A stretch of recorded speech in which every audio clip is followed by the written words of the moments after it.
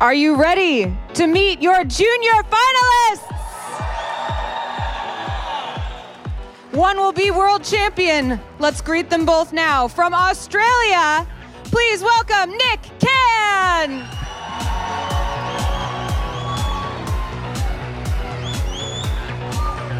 And to challenge him, we welcome from Spain, Tomas Serrano.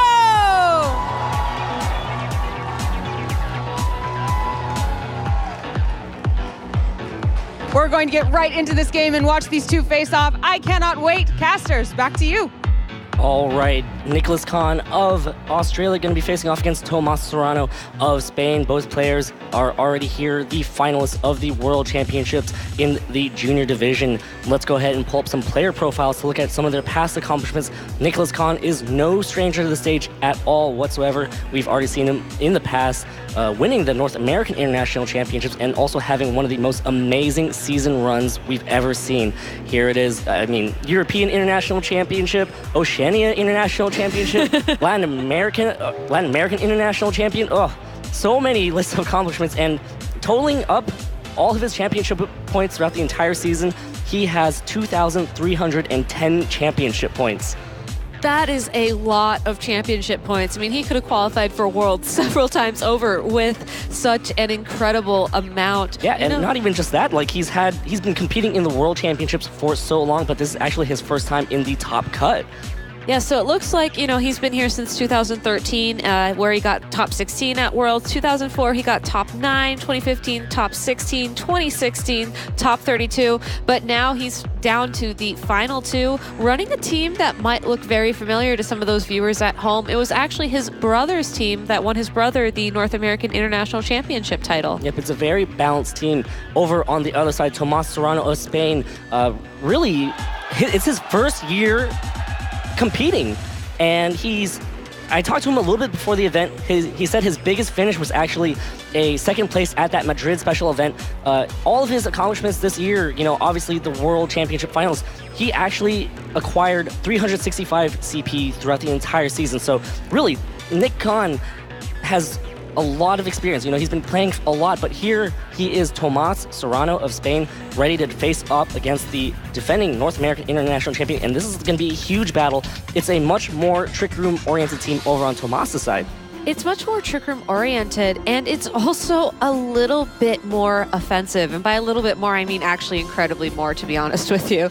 A lot of the Pokemon on his team are focused, to be able to deal tons of damage under that Trick Room option, where Nick's team, he has a lot more flexibility. He can decide, well, maybe I want to use Porygon 2 in Trick Room, maybe I don't, maybe I want to rely a little bit more on that Tapu Koko, whereas Tomas, really, he wants to get that Trick Room up. He wants to allow Torkoal to do what it does best, which is usually an eruption with the sunlight up on the field. Yeah, and, a lot of players do a lot of research towards their opponent. You never want to come into a matchup unprepared. For those of you watching at home, feel free to follow along. We have the teams posted on Pokemon.com, so you can kind of follow along with the matchup just a little bit better. And again, just because Tomas is a first-year player doesn't necessarily mean that he's at a disadvantage. Here he is in the finals of the World Championships, and I'm sure that this is going to be an exciting battle to watch. It's so interesting to see Nick Khan of Australia wanting to bring home a World Championship back home to Australia, 2,310 championship points versus Tomas from Spain, trying to bring home a World Championship as well with only 365 championship points. But guess what? The championship points don't matter. Now, jumping into team preview, Nick on the left with that Porygon 2, Tapu Koko, Arcanine, Gyarados, Garchomp, and Snorlax. Again, that is going to be his older brother's North American International Championship team as well. Over on Tomas' side, it's going to be the Hariyama, Oranguru, Torkoal, Lucario, Gigalith, and Celesteela. So I think Tomas's strategy going into this battle is going to be to focus on picking the best possible moves for the Pokemon on his team. If you take a look at the team on the Pokemon website, you might notice that a lot of his strategy revolves around, being able to make the right calls and set himself up so that he will be able to keep dealing damage. Whereas Nicholas, he has so much flexibility. He can switch things out. He has the Arcanine and the Gyarados for the potential of just cycling Intimidates over and over and over over again to weaken Tomas's physical attackers. And here we are getting underway. Tomas going to lead with Hariyama and Oranguru. A priority for him will be to set up that Trick Room. Gyarados and Snorlax are going to be the leads for Nicholas Khan. Snorlax really enjoying a Trick Room, possibly. Yeah, Snorlax perfectly happy to stay on the field with the Trick Room. Gyarados can carry a move like Taunt, which would stop Oranguru from getting a Trick Room up, provided it's not holding an item such as that Mental Herb. But more importantly, I think Nicholas is going to just try and get some damage down onto the field. Tomas can use his Hariyama's Fake Out to stop one of these Pokemon from attacking this turn. That's what it's doing. Here it is. The Fake Out lands on that Gyarados as Oranguru going for a taunt here. Ooh, gonna prevent that Snorlax from being able to set up any moves at all, as Snorlax can't go for that curse, which will slow it down, boost its attack and defense. So very, very good taunt right there from Oranguru. Oranguru moving before the Snorlax even to taunt it, which means, you know, Tomas might not need Trick Room at all in this matchup, even though his team seems so focused towards having that. Snorlax will be forced to attack now every single turn unless Nicholas switches his out, which he could do, but hey, a Z move from that Gyarados? It's going to be a supersonic Sky Strike from that Gyarados here. Going to try to get as much damage as possible and even pick up the KO on that Hariyama if it is a target into that Hariyama slot. So the red Gyarados actually does signify that it can have bounce, which is one way for it to access supersonic Sky Strike. And here we go. That is going to land on that Hariyama, but Hariyama is bulky, but not enough. That is just so much damage from that supersonic Sky Strike right there. And Hariyama was really Tomas's best option to knock out that Snorlax. So even though it can't curse, it can certainly start dealing damage with something like the high horsepower. Yep, and here comes that Trick Room from that Oranguru as Snorlax is forced to attack, and now Tomas has 4 more turns after that previous turn to kind of take advantage of this Trick Room. But again, Snorlax isn't a speed Pokemon either. It isn't a speed Pokemon, but without the use of a move like Curse that lowers Snorlax's speed by 1 stage, provided that Tomas's Gigalith has been trained so that it's very, very slow, you know, maybe having one of those natures that will decrease its speed and foregoing any sort of special training in that speed stat, it can underspeed the Snorlax. And then it can use a move like Rock Slide or Stone Edge to get the same type attack bonus and try and knock Snorlax out over a couple of turns. Taunt will run out after this next turn, thanks to that little sign that popped up there on the game screen. So something that Tomas has to keep in mind, but Nicholas not even really giving Tomas the option to get that knockout quite yet. Garchomp is going to switch in, which can take Rock Slides much, much better here as Gyarados protects itself. Not going to want to get hit by a possible 2 Rock Slides thanks to Oranguru's Instruct. And here's the first Rock Slide here, hitting into that Protect on Gyarados, and of course Garchomp taking it just a little bit better than that Snorlax would. Now, the Oranguru going for that Instruct, again, going to make Gigalith go for yet another Rock Slide, going to hit onto Garchomp as well. I think Nicholas needs to start cycling those Intimidates as we go into the next few turns of this game. The fact that Snorlax is in the back will provide a somewhat safe switch for that Gyarados, so it can leave the field and then return with an Intimidate to lower that Gigalith's attack. The move Instruct will actually have Gigalith use that move twice in a row, so really being able to lower the Gigalith's attack is probably one of Nicholas's priorities right now, unless he has that Porygon 2 lurking in the back of his party that he can send out, possibly in place of that Gyarados, to maybe try and reverse the Trick Room a little bit sooner. Until he's able to underspeed that Gigalith, he always runs the risk of that Rock Slide flinching one of his Pokemon, and because of the Instruct, because Rock Slide is essentially being used twice per turn, that's a really high percentage that you don't want to be risking. No switch at all as Tomas uses Rock Slide, hits that Gyarados. And one thing about Rock Slide, you going twice, that could possibly mean that Garchomp can flinch. That is an increased chance to flinch thanks to having 2 Rock Slides. And you can hear the crowd going off right now. Gigalith going for yet another Rock Slide. This time it is full power. It is even enough to pick up the Garchomp KO. Wow, that Gigalith is doing so much damage.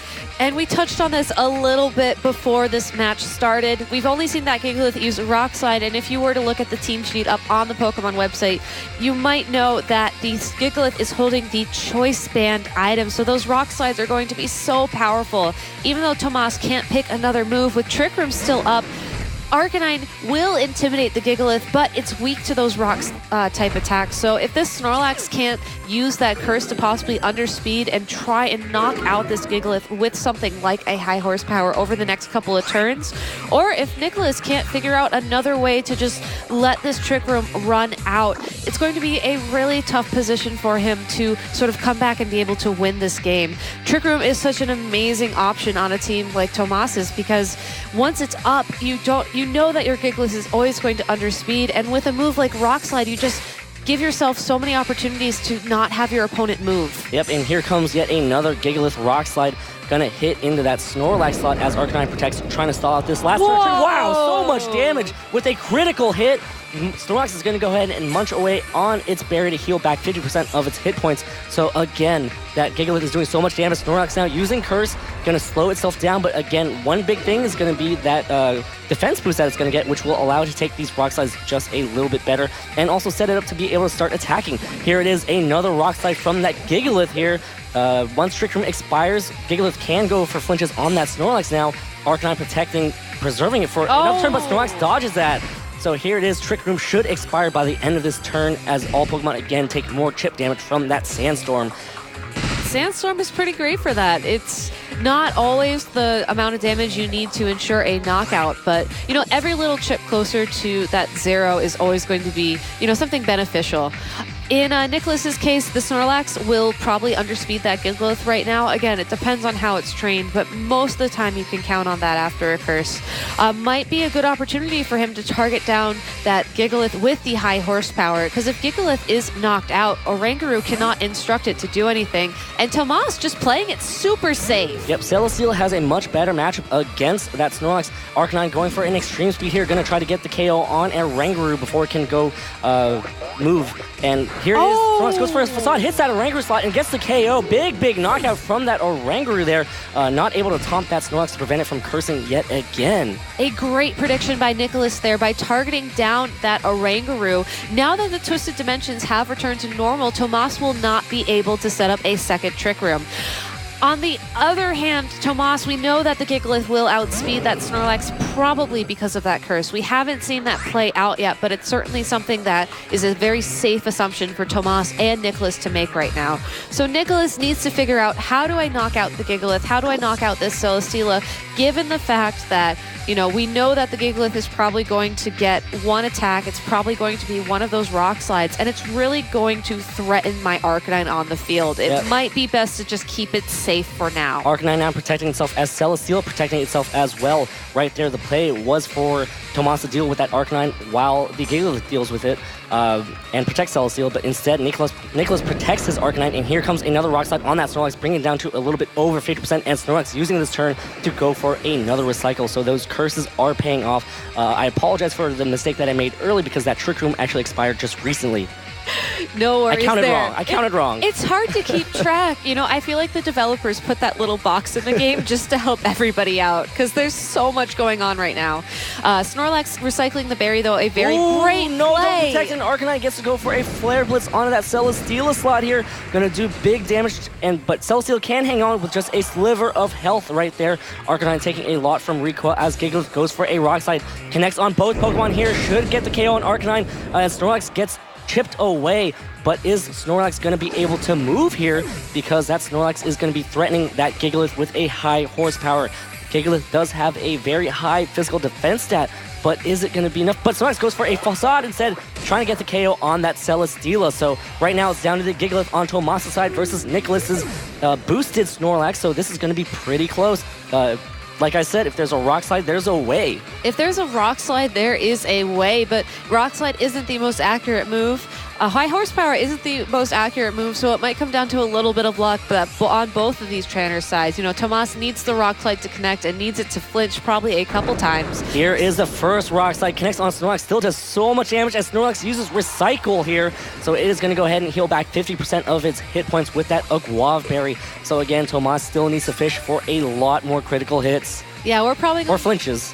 Crits or flinches, really. Either I think will work well. We'll probably see this kind of turn play out a couple more times as we enter sort of the final phase of this game. It really depends on how risky Nicholas wants to play it. I think for now he's playing it very safe, prioritizing the recycles over attacking, which should barring flinches, give him more turns to try and have a high horsepower connect and hopefully knock out that Gigalith. Yep, and these players are moving super fast right now. Snorlax recycles, Gigalith goes for a rock slide here. A critical hit should get the KO. Is it going to be a critical hit? It is not. Snorlax hangs on and going to go ahead and eat at that Guava Berry.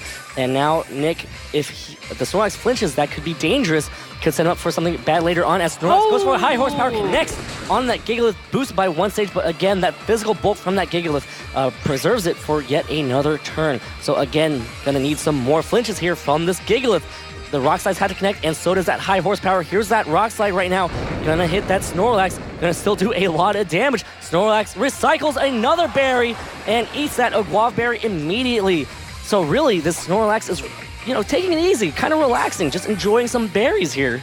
Yeah, it looks like it's relaxing, but really any flinch right now would certainly sort of stop Snorlax from being in such a comfortable spot. I think it's really interesting to note that the Snorlax would need maybe 2 curses to get a one-hit knockout with that high horsepower onto that Gigalith, and that could be something that the high Nicholas looks horsepower for. Connects. And Nicholas Khan gets the Game 1 win over that Gigalith. No flinches right there on Tomas' side, so Nicholas Khan 1 win away from becoming the Junior Division World Champion. That must be a nice sigh of relief not having any of those rock slide flinches come into play, because there were certainly so many opportunities for it. I don't think Nicholas is going to give that Gigalith as many chances to use rock slide going forward into this game too, because it is a risk. We've seen rock slide win games for so many trainers in situations like that, where otherwise it looks like they wouldn't really have a chance. So I don't think we'll be seeing Trick Room this game. I think that Nicholas probably won't allow Tomas to get Trick Room set up quite as easily with the the lead with the Fake Out and the Trick Room user. Instead, maybe Nicholas should adjust with the Porygon 2, have him bring his own Trick Room so that he can sort of twist the dimensions in his favor. If the Snorlax gets a couple of those curses up so that it can one-hit knock out that Gigalith, maybe send in the Porygon 2, have it use its own Trick Room so that it works in your favor. Or if you decide to forego the Snorlax, maybe bring something else. I don't think that will be the case, but you can always say, you know what, I don't want Trick Room to be up, and as long as Porygon 2 doesn't flinch from a rock slide or is otherwise maybe taunted by that Oranguru, I'm free to reverse Trick Room, and I'm free to make Tomas sort of, play on my own speed field, if you will. And here we are, players are getting ready to start Game 2. Going into team preview again, one thing that Tomas does learn is that Gyarados is actually carrying that Supersonic Sky Strike, which heavily threatens that Hariyama. In that game, if he had switched out that Hariyama for that Gigalith, that would have changed the game completely, because that would preserve that Hariyama for later on. It would have, but it would have also gotten a little bit of damage onto that Gigalith, which meant towards the end of the game, it might have just been a knockout for that high horsepower. But it's hard to say how situations like that would play out. I think you can't really think that way about Pokemon. You just got to focus on, well, now I know that the Supersonic Sky Strike is an option for Gyarados to handle my Hariyama. Rather than think about how that would affect the last game, maybe I should just stop it from happening this game. Yep, I mean, if Tomas ends up in the exact same situation, maybe that is one option for Tomas. Maybe it's just the way the cards play. Celesteela, unfortunately, didn't get to do much of that past game, so I wonder if Tomas will maybe either switch out Celesteela or, do some more things with it. And here we go, Game 2 between these two wonderful junior players, Gyarados and Snorlax. The exact same leads for both sides, as Hariyama and Oranguru are the leads for Tomas. So again, this could play out exactly the same as Game 1 right now, right off the bat. It could, but we know a couple things that we didn't know in the past game. We know that Oranguru really is not threatened right now. If it wants to taunt, it can taunt. If it wants to Trick Room, it can Trick Room. Whereas that Hariyama could be knocked out at any point in time from that Supersonic Sky Strike. Probably not this turn. We know Hariyama has the Fake Out, might try to Fake Out the Gyarados, but Gyarados instead just leaving the field, trying to preserve that as an option for later. Yep, Gyarados did his job right here, intimidating that Hariyama. The Fake Out lands onto that Garchomp slot. Garchomp's Rough Skin will activate as Hariyama takes some damage because of that, and Oranguru, again, scared of that Snorlax being able to set up, going for a taunt, but is Nicholas going to see through that? Nope, still goes for yet another curse. It's not too bad to try. What if Tomas tried to do something different? And I don't think that taunt really affected him much in Game 1.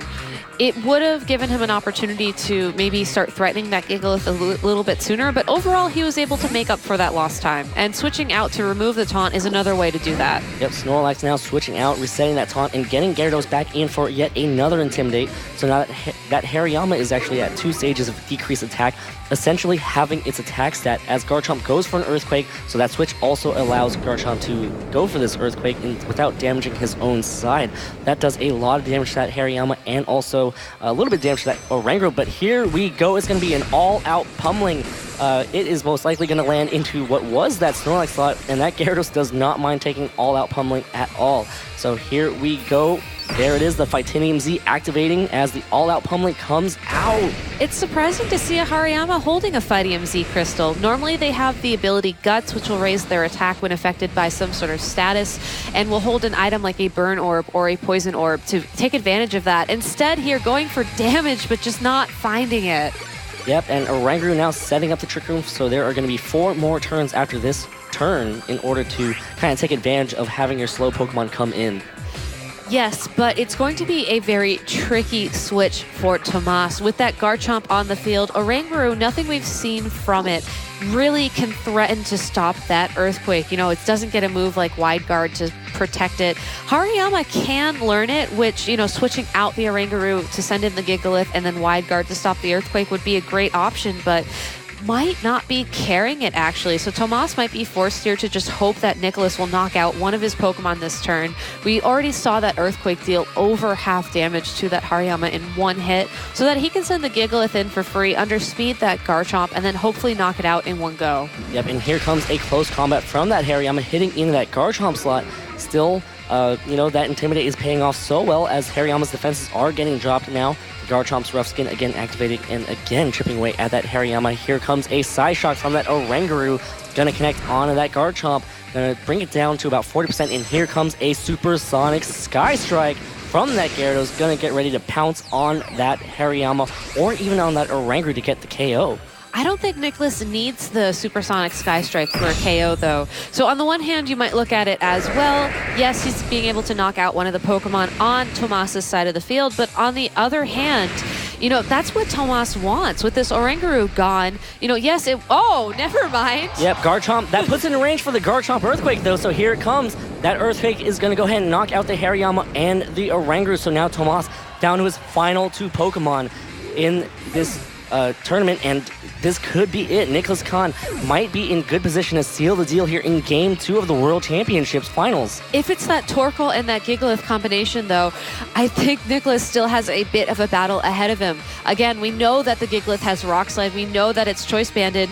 That Celesteela is known for playing a very long game. If Nicholas doesn't have a Pokemon in the back to sort of help it out, you know, when paired with this Gigalith, especially with Trick Room up, Gigalith can open up opportunities for Celesteela to use Leech Seed to steal the health of Nicholas's Pokemon, to sort of work its way slowly through the party so that by the time it's down to maybe a 2-on-1 situation, we know one of those Pokemon is Snorlax. We know that it's only, most likely its only attacking move that can hit the Celesteela is that Facade. It's just not going to be able to do a lot. Garchomp now switching out, gonna save it for later. It does have a good matchup against that Gigalith, as Gyarados gonna preserve itself as well, gonna protect itself and not get KO'd from a possible Rock Slide.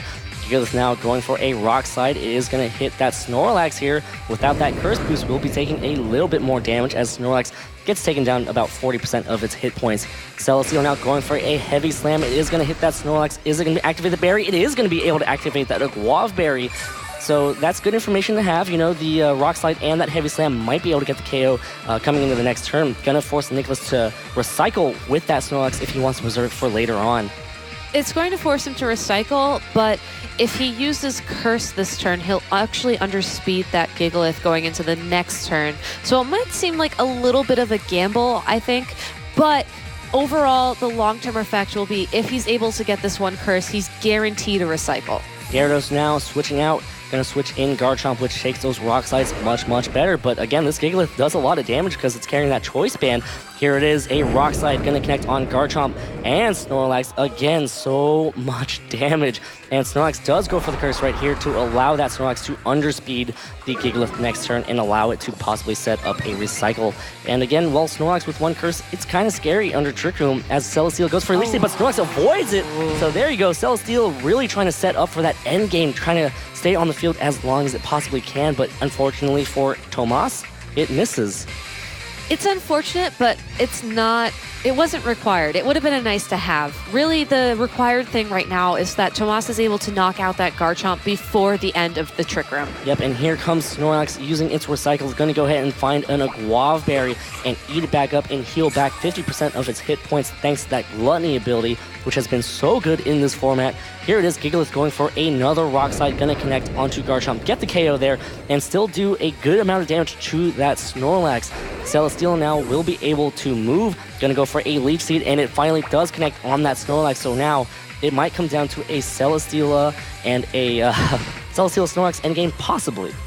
Possibly. We'll have to see. I think we're a few turns out from being able to confidently say what will happen. You do have to wonder if Nicholas has brought that Arcanine. We haven't seen it quite yet, but now that Trick Room has expired, if he wanted to start using Intimidate after Intimidate after Intimidate to lower Gigalith's attack power slowly, it would be a great time to do so. The Gyarados will start that process, intimidating both that Gigalith and that Celesteela. For Tomas, I think he has to worry a little bit about that Gigalith, but not quite yet. We know that the Snorlax only has one curse. We saw Gigalith survive the high horsepower, so barring something like a critical hit, Gigalith should be able to at least try and attack that Gyarados once. Gyarados now protecting a Celesteela, goes for a heavy slam into that Snorlax slot right now. It is going to do a little bit of damage. Snorlax is also a very heavy Pokemon. Gigalith now going for a Rock Slide. If Snorlax... Snorlax avoids it, and Snorlax goes for the high horsepower. Going to connect onto that Gigalith and put it within waterfall range for that Gyarados. So a great play right there from Nicholas to preserve that Gyarados.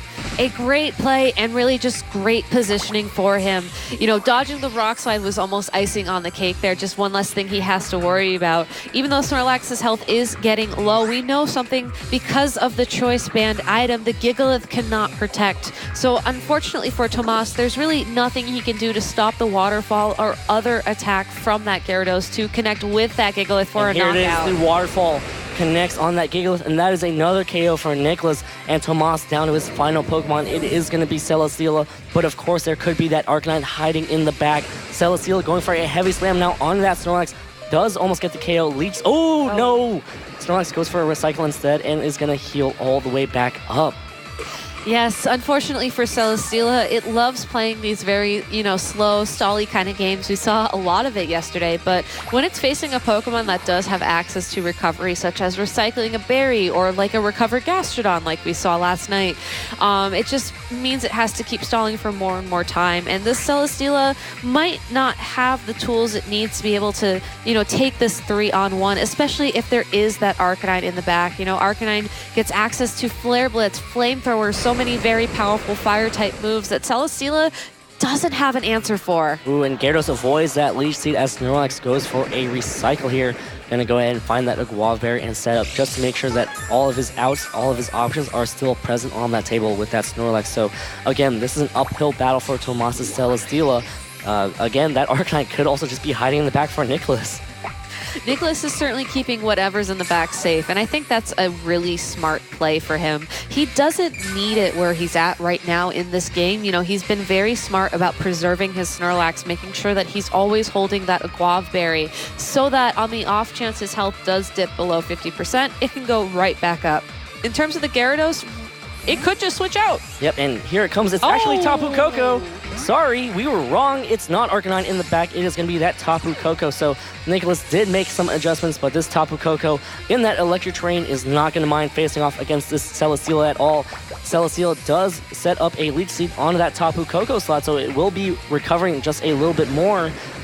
Depending on how the Celesteela is trained, it can survive a couple attacks, but again, I don't think it will be able to outstall how much damage that Tapu Koko can put out. No, I mean, Tapu Koko, it's a different Pokemon from the Arcanine, but the effect is almost the same. The electric terrain, because Tapu Koko makes contact with the ground, will boost its already very powerful electric attacks, such as Thunderbolt, Volt Switch. Sometimes you'll even see a Tapu Koko run something like a Thunder.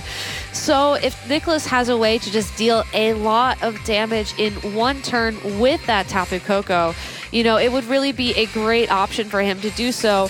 Tomas's only choice here is just to keep slowing this game down as much as he can. And here we go. Celesteal just going to try to stall out. The Thunderbolt's going to try to stall out the Leech Seeds here. It is going to get one more turn of recovery. It is already at full health, but again, the important part is that you're sapping away the health from that Tapu Koko.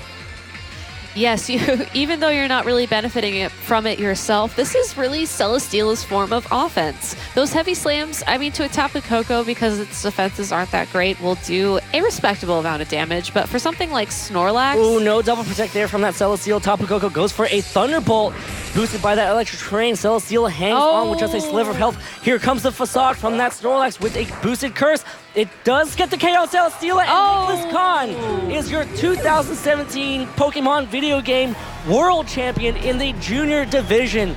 Well played set from both players. Congratulations to Nicholas Khan. And of course, you know, Tomas, you played an exceptional set as well. Your team is very cool. Your team has a very good build. You know, second place is nothing to laugh at. But today, the championship goes to Nicholas. What an incredible accomplishment for both of these trainers. You know, Tomas, his first year competing in the junior division, going from all the way, you know, from just your grassroots, just at those mid-season showdowns, just playing for fun, coming all the way to the world's final stage, and just playing really a couple of wonderful games of Pokemon. Congrats.